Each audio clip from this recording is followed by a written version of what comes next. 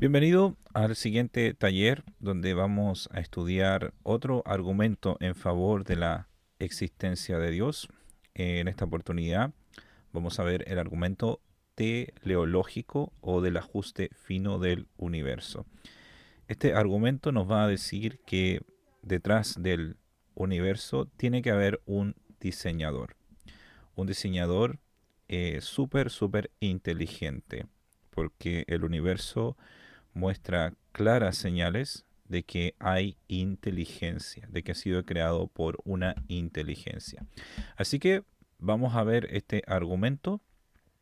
Eh, si es que tienes lápiz o algo para ir a anotar, es bueno que lo tengas para que vayas anotando estas ideas que van a ser súper importantes para que si en algún momento tienes que enfrentarte en alguna conversación con personas que no creen en Dios, tú puedas tener esas ideas para expresar tus argumentos de mejor manera. Así que vamos a estudiar este argumento y nuestro texto base para este argumento, y también hay otro más, pero el principal es el Salmo 19, versículo 1 al 4, que nos dice: los cielos cuentan la gloria de Dios, el firmamento proclama la obra de sus manos, un día transmite al otro la noticia, una noche a la otra comparte su saber, sin palabras, sin lenguaje, sin una voz perceptible, por toda la tierra resuena su eco, sus palabras llenan hasta los confines del mundo. ¿Ok? Entonces en este salmo podemos ver que los cielos, la tierra, el universo, la creación, todo cuenta la gloria de Dios. Es decir, como que las huellas de Dios están plasmadas en el universo. Y yo creo que todos nosotros nos podemos dar cuenta de eso, pero a veces nos falta la manera de explicarlo. Y ahora con este argumento tú vas a aprender por qué esto es así, por qué eh, la naturaleza muestra los rasgos de Dios. ¿Ok? Otro texto base para este argumento también lo encontramos en Romanos capítulo 1 versículo 20, porque desde la creación del mundo las cualidades invisibles de Dios, es decir, su eterno poder y su naturaleza divina, se perciben claramente a través de lo que Él creó, de modo que nadie tiene excusa. Entonces volvemos a ver aquí la idea de que eh, las huellas de Dios se perciben en la naturaleza. Las cualidades, eh, como dice acá, porque de la creación del mundo las cualidades invisibles de Dios, su eterno poder, su naturaleza divina, se perciben claramente a través de lo que Él creó. Entonces, por medio de la creación, podemos nosotros percibir ciertas características de Dios. Y la principal característica que nosotros percibimos en la naturaleza es su inteligencia. Porque nosotros vivimos en un universo que es inteligente. ¿Ok? Entonces, este es el argumento teleológico. Esta es su forma, como hemos estudiado anteriormente. Son argumentos deductivos que si alguno quisiera eh, refutar este argumento, lo que tiene que hacer la persona es decir cuál de las premisas del argumento está incorrecta.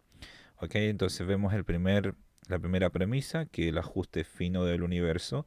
Ya vamos a ver a qué se refiere el ajuste fino del universo. Se debe ya sea a la necesidad física, al azar o al diseño. Hay solamente tres alternativas para explicar el ajuste fino, que ya lo vamos a ver qué significa. Entonces puede ser la necesidad física, el azar o el diseño. La premisa número 2 nos dice que no se debe a la necesidad física o al azar y por lo tanto se debe al diseño. Esa es la premisa 3. La conclusión es que el ajuste fino del universo se debe a que fue diseñado. Es decir, aquí hay detrás del ajuste fino un diseñador, una persona que creó el universo de esta manera. Así que veamos qué significa el ajuste fino del universo, porque esa es la primera premisa, el ajuste fino del universo, y puede tener simplemente tres explicaciones: necesidad física, el azar o el diseño. Entonces, el ajuste fino del universo quiere decir que nuestro universo presenta distintas constantes.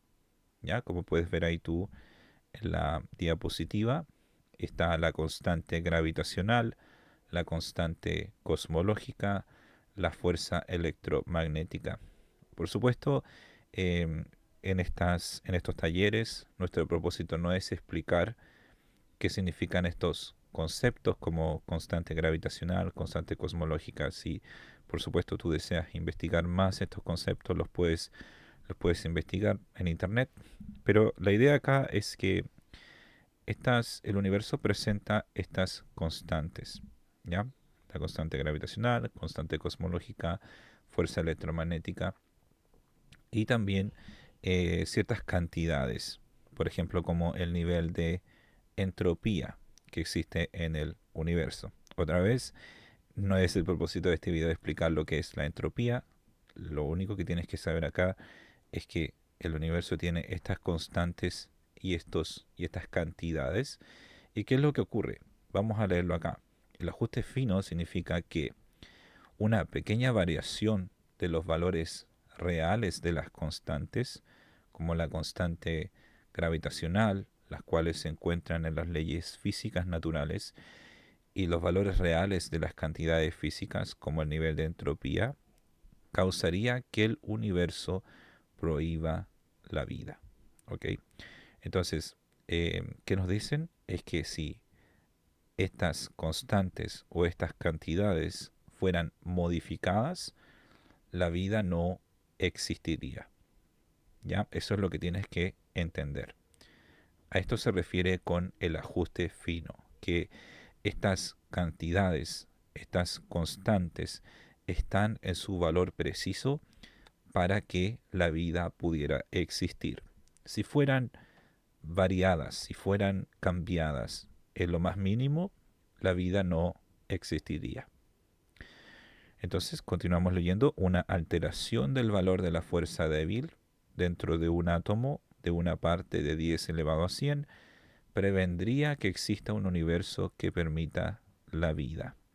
¿Okay? Entonces ahí vemos un dato que si se cambiara el valor de la fuerza débil dentro de un átomo, la vida no podría existir.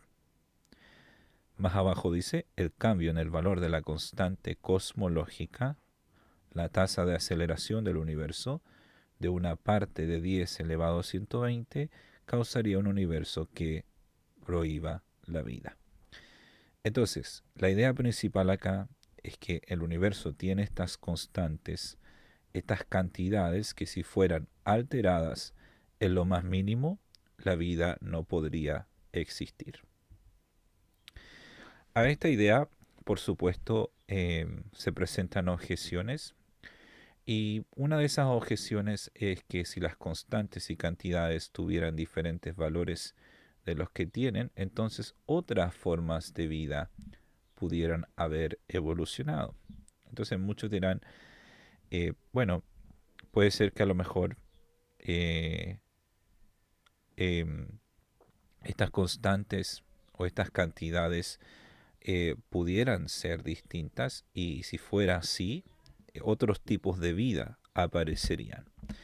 Pero el problema es que ningún tipo de vida podría haber evolucionado si el universo no estuviera ajustado finamente. No dice que otras formas de vida pudieron haber evolucionado, sino que tal evolución sería imposible. Entonces eso es súper importante.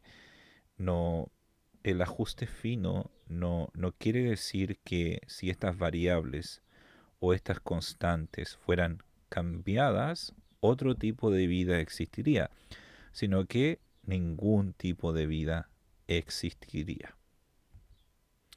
Ahora, entonces, este ajuste fino, que ya sabemos a qué significa, ¿A qué se debe? Entonces la primera alternativa era la necesidad física.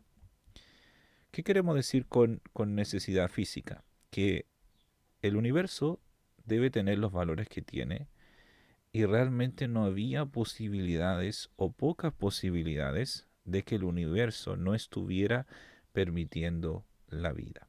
Es decir, que simplemente eh, el universo tendría que ser así, que no podría haber sido de otra manera. A eso se refiere con necesidad física. Es decir, que no había otra posibilidad de que existiera un universo distinto. ¿Ok? Entonces, que el universo debe tener los valores que tiene y realmente no había posibilidades o pocas posibilidades de que el universo no estuviera permitiendo la vida o que sea un universo que esté de tal manera ajustado para que la vida pudiera existir. Pero vamos a ver que lo más probable es lo contrario, que haya surgido un universo que no cree la vida. Entonces vemos algunos ejemplos. Si la materia primitiva y la antimateria hubieran sido proporcionadas de manera diferente, si el universo se hubiera expandido un poco más lentamente, si la entropía del universo fuera ligeramente mayor, todo eso, todos estos ejemplos, si todo esto hubiera sido distinto, la vida no hubiera existido. Entonces, estos ejemplos eh, son mucho más probables que, que lo contrario. Es decir, es mucho más probable que hubiera existido un universo que, por ejemplo, tuviera la materia y la antimateria, hubieran sido proporcionadas de manera distinta, no que hubieran sido proporcionadas para que la vida surgiera. También lo mismo, si el universo se hubiera expandido, hubiera sido mucho más probable que el universo se hubiera expandido más lentamente que el ritmo que se expandió. Entonces eso ya lo vamos a ver un poco más acá en datos. Entonces existe una teoría que se llama la teoría del todo, que muchos científicos están proponiendo y están trabajando para que esta teoría pueda existir.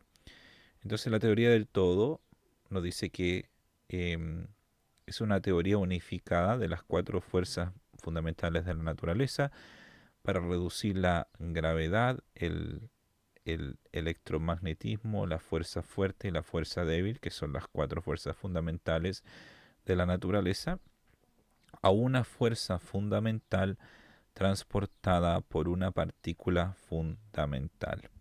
Entonces, la teoría del todo lo que trata de buscar es que se pueda resumir toda esta relación que existen entre las fuerzas fundamentales del universo en una sola eh, partícula, es decir, en una sola, podríamos decir, idea, que se pueda resumir todo esto en una sola idea, que en este caso es una partícula fundamental que va a ser la encargada de transportar estas fuerzas.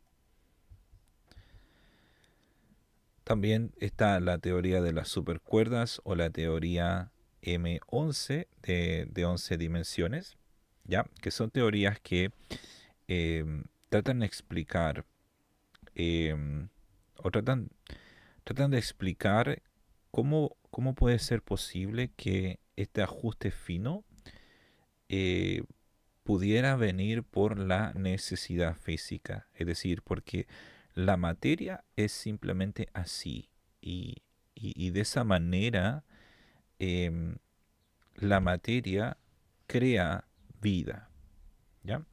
Entonces, todos estos ejemplos que acabo de dar de la teoría del todo y esta teoría de las supercuerdas, que no vamos a entrar en detalle aquí acerca de qué se trata, pero lo importante es que Estas teorías tratan de decir que el universo puede haber sido creado por necesidad física, es decir, que la materia, en este caso las partículas fundamentales del universo, pueden haber creado materia porque son así, por su naturaleza.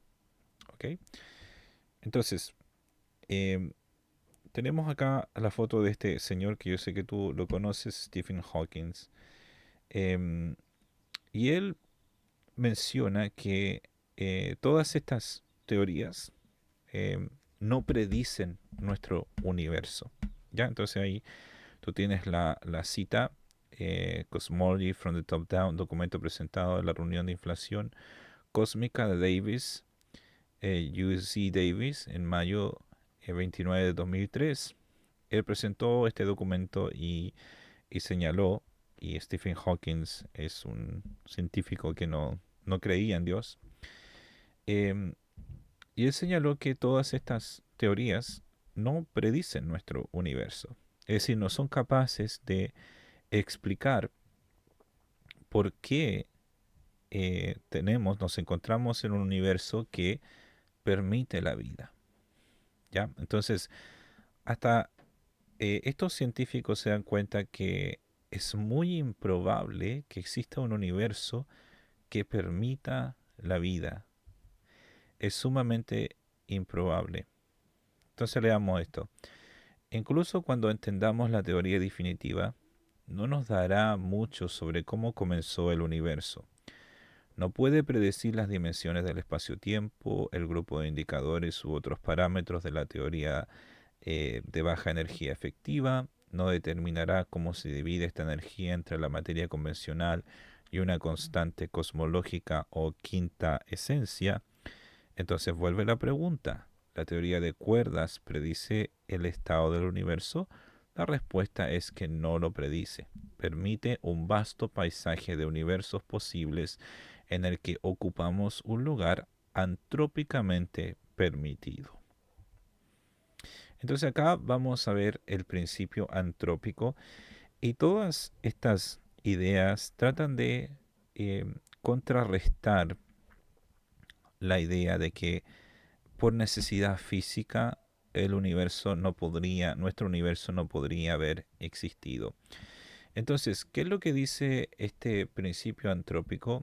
Dice que eh, existen muchos universos, que nuestro universo es simplemente uno de muchos universos. Entonces, el principio antrópico postula la idea de un multiverso. Entonces, nos dice que eh, al existir muchos universos, la probabilidad de que exista uno que permita la vida es mucho más probable, ¿ya? Porque hay muchos universos, entonces, por supuesto, tendría que haber salido uno que permita la vida. Eso es el principio antrópico. Pero vamos a ver que no está claro. La teoría de cuerdas permite alrededor de 10 elevado a 500 universos posibles diferentes gobernados por las leyes presentes de la naturaleza, dada la multiplicidad de constantes que requieren un ajuste fino, no está nada claro que esta cantidad de universos, 10 elevado a 500, de esta cantidad de universos posibles sean suficientes para garantizar que incluso para garantizar que incluso un mundo que permita la vida aparezca. ¿Ok? Entonces, esta idea del multiverso, si bien atractiva para muchos, porque claro, em, hay muchos universos y de hecho se han creado muchas películas con el multiverso, hay muchas posibilidades. Entonces, la idea es que al existir muchos universos es muy probable que uno permitiera la vida. Entonces, los números no dan para que esto sea posible. ¿Ok? Sencillamente los números no dan. Entonces, vemos que por necesidad física es bastante improbable de que, de que un universo que permitiera la vida existiera. Hasta el momento, las teorías que existen, como la teoría del todo o la teoría de cuerdas, incluso pueden haber más teorías que traten de explicar por qué nuestro universo permite la vida. Ninguna, como lo dijo Stephen Hawking, uno de los más renombrados científicos ateos, no predicen nuestro universo. Entonces, los científicos dirán, bueno, claro, ahora no tenemos la teoría y quizás más adelante sí, así funciona la ciencia. Bueno, entonces, por ahora, por ahora, la necesidad física es imposible.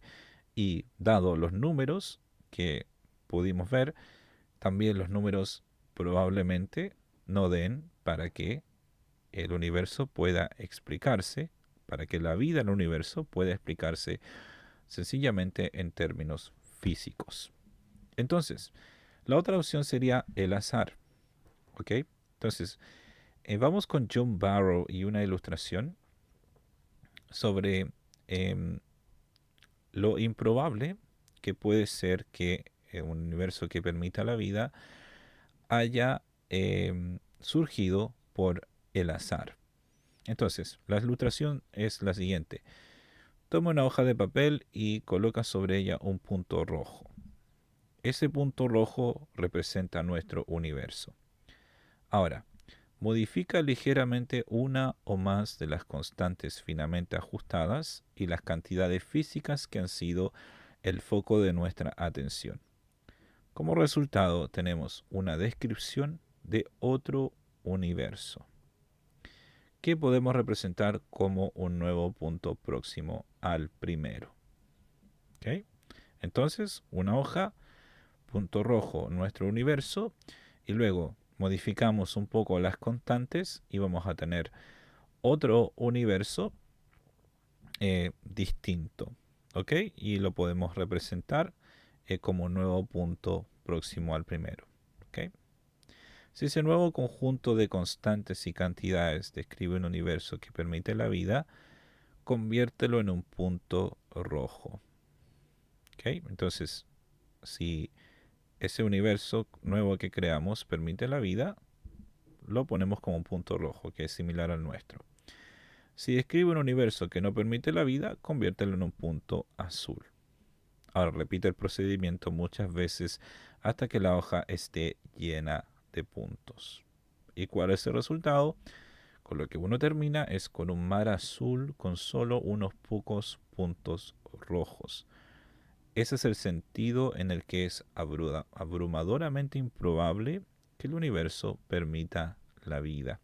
Simplemente hay una proporción mucho mayor de universos que no permiten la vida en nuestra área local de universos posibles que de universos que permitan la vida. ¿Ok? Es sumamente improbable de que exista un universo que permita la vida. Por supuesto, este es un tema bastante largo. Si este tema involucra la idea de que si existe vida en otros lugares, em, y al menos en nuestro universo, probablemente sí, probablemente pueda existir vida. No ha sido científicamente comprobado que exista vida en otros lugares, pero nuestro universo es un universo que permite la vida. Ahora, da la casualidad de que solamente observamos vida en nuestro universo, pero también tenemos que estar abiertos a la idea de que en nuestro universo puede haber otro lugar donde sí exista la vida. ¿Por qué no? Ahora, la falacia en este razonamiento es que no estamos tratando de explicar la existencia de nuestro universo. Más bien es la existencia de un universo que permita la vida lo que exige una explicación. Claro, porque eh, ya vimos que un universo permita la vida es completamente improbable. Entonces, no necesitamos explicar eso. Ya es como obvio que eh, es más probable que un universo no permita vida, dadas las condiciones que em, estudiamos me refiero a las constantes, las cantidades, están demasiado ajustadas para decir, no, esto fue por el azar. Ya están demasiado ajustadas, entonces es mucho más improbable que no exista la vida. Entonces lo que tenemos que explicar es por qué. ¿Por qué existe la vida en nuestro universo? Entonces ya vimos que eh, no puede ser por necesidad física, los números no dan, no existe la teoría. Y ahora estamos viendo el azar, si es que sencillamente por la idea de que hay muchos universos, fuimos simplemente el premiado que salió con la vida. Entonces, vemos que eh, esto del azar es bastante improbable. Ya es como, aquí tenemos un ejemplo, es como que, supongamos que te estés enfrentando a una ejecución, hayan, no sé, em, cuatro personas que están apuntando, de cierto, ahí como está la imagen, te están apuntando con la pistola y claro, tú vas a morir. Entonces, em, al momento de disparar, ninguno apunta, ninguno te da, y tú vives, y tú vives. Entonces ahí tú tienes dos opciones. Tú puedes decir, oh, qué afortunado fui que no, que que las cuatro personas que están ahí, que me estaban apuntando, eh, no me dieron. Tú tienes esa opción de decir, oh, por el azar, qué afortunado fui. O tienes la otra explicación, que es que ellos no quisieron matarte. Simplemente, de forma voluntaria, quisieron, eh, no quisieron matarte, quisieron disparar hacia otro lugar. Entonces, esa es más o menos la ilustración eh, que representa la idea de decir que nuestro universo fue creado por el azar. Es decir, las probabilidades de que nuestro universo fuera creado son muy que no fuera creado, que no permita la vida, son muy altas para pensar que simplemente fue creado por el azar. ¿Ok? Entonces, esa es la idea. Es muy improbable. Entonces, la teoría de los muchos universos, eh, a algunos les da la chance para decir, ah, porque existen muchos, entonces hay mucha más probabilidad de que, bueno, uno tendría que haber salido premiado por el azar eh, y que haya salido premiado para hacer un universo que permita la vida. Entonces es como decir lo mismo, es como decir que tú estés en una ejecución, varios soldados apuntándote y que todos no te den. Esa es la improbabilidad. E incluso se puede graficar con datos, pero por supuesto tendríamos que entrar en muchos más detalles. ¿Ok? Entonces, es altamente especulativa esta idea de los multiversos. Requiere de un mecanismo, es decir, un mecanismo que cree los multiversos, que hasta el momento no se ha encontrado. Requiere que el universo sea infinito también, pero como vimos en el argumento cosmológico, el universo tiene un comienzo y no se observan más universos, a menos que, claro, las personas digan no los podemos observar porque todavía no entramos en esas dimensiones. Pero bueno, por ahora no se observan otros universos, entonces tenemos que aferrarnos a lo que nosotros podemos ver ahora. Entonces, eh, esta idea de los multiversos, que existen muchos universos, es muy poco probable. Entonces, otro problema, sin embargo, aparte de su naturaleza especulativa, la hipótesis de muchos mundos enfrenta un problema potencialmente letal. En otras palabras, si nuestro universo no es más que un miembro de un ensamble de mundos de universos infinitos, aleatoriamente variables, entonces es abrumadoramente más probable que estemos observando un universo muy diferente al que de hecho observamos. ¿Ok? Entonces, por supuesto, aquí se tiene que hacer un cálculo, no es el propósito de estos talleres enseñarte la teoría científica, pero por supuesto se hace un cálculo con números y esos cálculos como lo dije anteriormente, los números nos dan para que exista un universo que permita la vida. Y si es que dan los números, eh, el universo que eh, em, grafican esos números es un universo completamente distinto al que nosotros observamos. Entonces, no da. Los números sencillamente no dan. Entonces, Roger Penrose, otro científico destacado, calcula que las probabilidades de que la condición de baja entropía, que es una de las constantes y cantidades que vimos, ¿cierto?, de nuestro universo se obtenga solo por casualidad, son del orden de 1, 10, elevado a 10, elevado a 120. Es un número inconcebible, es un número extremadamente grande.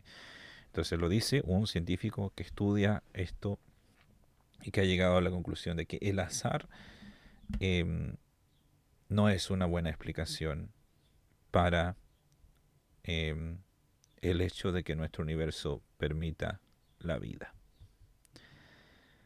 Si nuestro universo no fuera más que un miembro de una colección de mundos ordenados al azar, entonces es mucho más probable que observemos un universo más pequeño.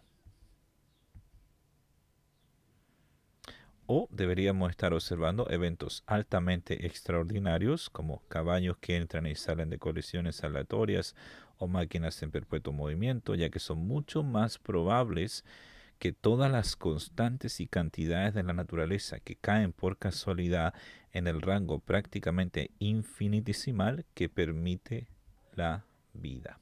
Por lo tanto, es muy probable que el universo sea diseñado. ¿Ok?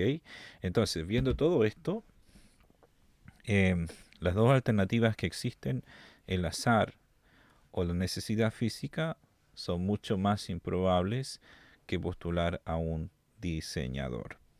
¿Ok? Entonces, em, lo más lógico es pensar de que el universo fue diseñado y, por supuesto, creerle a lo que dice la escritura. Ahora bien, Richard Dawkins, que a lo mejor tú lo has escuchado por ahí, es un científico que es muy popular, ha creado eh, algunos libros, por ejemplo uno llamado El espejismo de Dios, donde postula la idea de que postular a Dios como una hipótesis es muy improbable. ¿Ya? Entonces, él, una de las objeciones que tiene a esto es que nos dice, ¿quién diseñó al diseñador? ¿Ya? Porque nosotros estamos postulando a un diseñador, a un creador del universo extremadamente inteligente. Entonces él dice, bueno, ¿quién diseñó al diseñador? ¿Ya? Entonces esto está basado en la idea de que em, para que uno pueda explicar algo,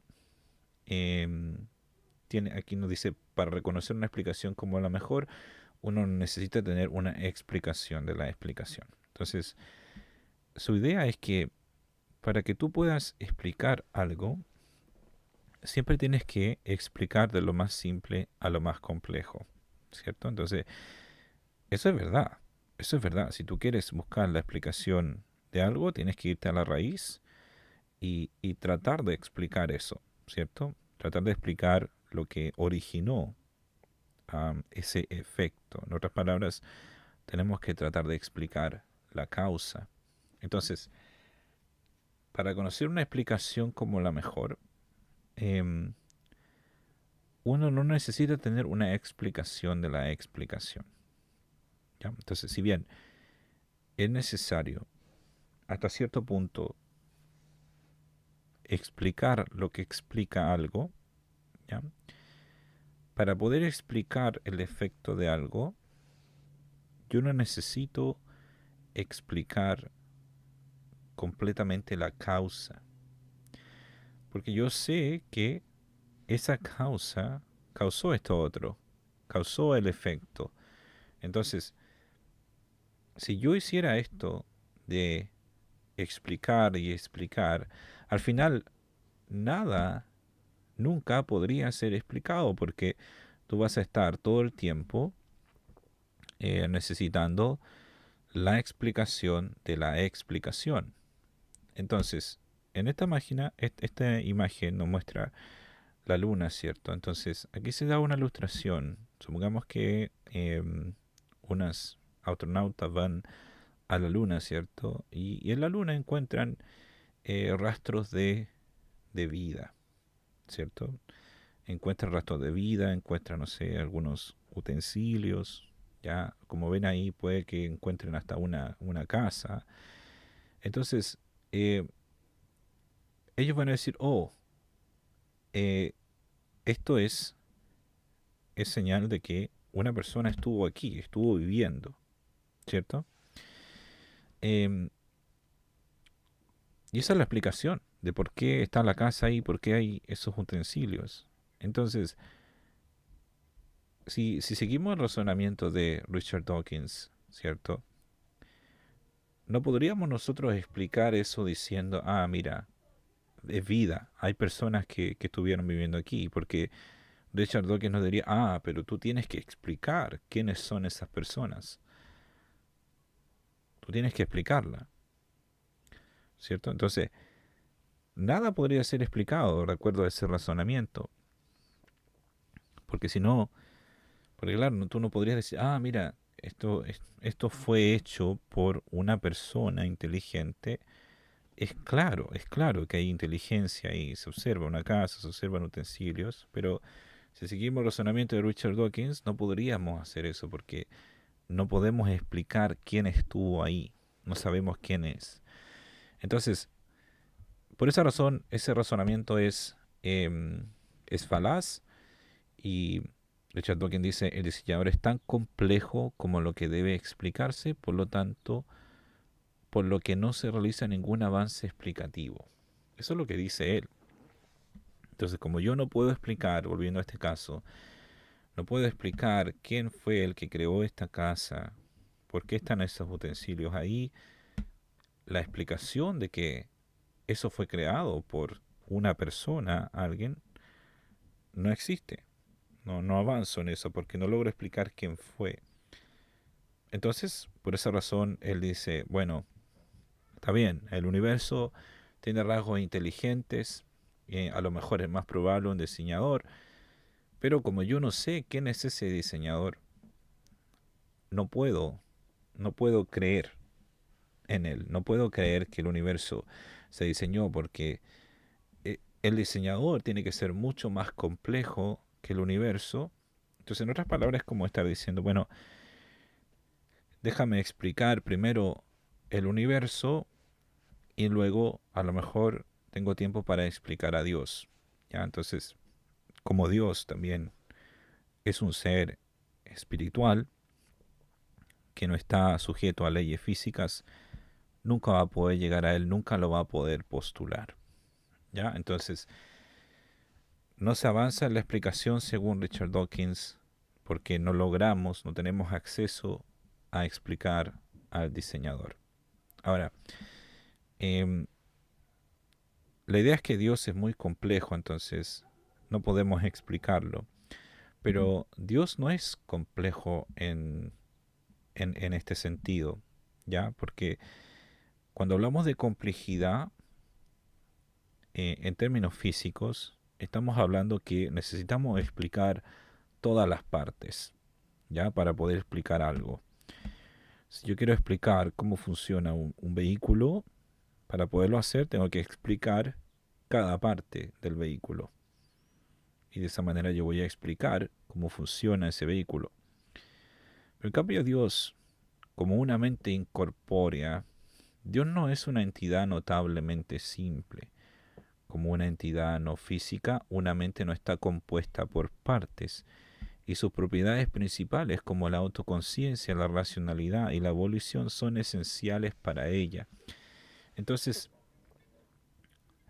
la idea de que algo es complejo eh, solamente eh, calza cuando ese algo está compuesto por partes y que para yo poderlo explicar, tengo que explicar las partes. Pero Dios no está compuesto por partes, porque es una mente, es un espíritu. Nosotros también somos mente, somos una mente. Entonces, nosotros tampoco estamos compuestos por partes. Es decir, yo no puedo decir una parte de Josué está acá y la otra parte de Josué está en el otro lado. Y para poder explicar yo a Josué tengo que explicar esas dos partes. Somos un ser. Para podernos explicar a nosotros mismos simplemente tenemos que investigar nuestro ser. Si yo quiero darme a conocer, yo le explico a la otra persona como yo soy. Pero no somos compuestos por partes. Entonces, Dios, lo que nosotros sabemos de Dios, que ha sido revelado por la Escritura, Dios es un espíritu, no está compuesto por partes. Ya, bueno, alguien puede decir, bueno, y la Trinidad, Dios, eh, Dios Padre, Dios Hijo, Dios Espíritu Santo, ahí tienes tres partes. Bueno, lo que nos revela la Escritura sobre la Trinidad es que no sabemos cómo Dios es uno y tres. No podemos explicarlo a cabalidad, pero eso es lo que nos revela la Escritura acerca de Dios, que Dios es uno, un espíritu simplemente. Y bueno, alguien diría que tiene tres estados de conciencia, ¿ya? Pero ese es otro tema. Así que por ahora la idea es que Dios no es complejo en el sentido de que plantea Richard Dawkins, no está compuesto por partes. En contraste con el universo contingente y variado con todas sus constantes y cantidades inexplicables, una mente divina es asombrosamente simple. Por supuesto que puede tener ideas complejas, pero en su naturaleza la mente es simple. Entonces, viendo todo esto, es muy probable, por lo tanto, que el universo haya sido diseñado, y algunas de las implicaciones que tiene esto es que si es diseñado, hubo un diseñador, ¿cierto? Una persona que diseñó el universo, valida las afirmaciones bíblicas en Salmos 19 y Romanos 1, donde nos muestra que la creación cuenta la gloria de Dios, que por medio de la creación nosotros podemos percibir las cualidades, las características de Dios, y una de las principales características es que es supremamente inteligente, porque vivimos en un universo que es inteligente. Entonces alguien diría, ¿cómo es posible que un matemático pueda explicar el universo en ecuaciones? Y es porque el universo es inteligente, ¿ya? Y la única manera en que se puede explicar eso es si es que fue creado por una inteligencia. Porque cómo la materia puede crear algo inteligente, algo racional? La materia son simplemente partículas moviéndose de allá para acá. No tiene intención. La materia no tiene intenciones. Entonces, es mucho más probable que el universo haya sido diseñado. Y este es el argumento teleológico del ajuste fino. Espero que estas ideas te hayan quedado claras y que hayas disfrutado esto como yo también lo he disfrutado. Y nos estamos viendo en otra clase para seguirte explicando otro argumento en favor de la existencia de Dios.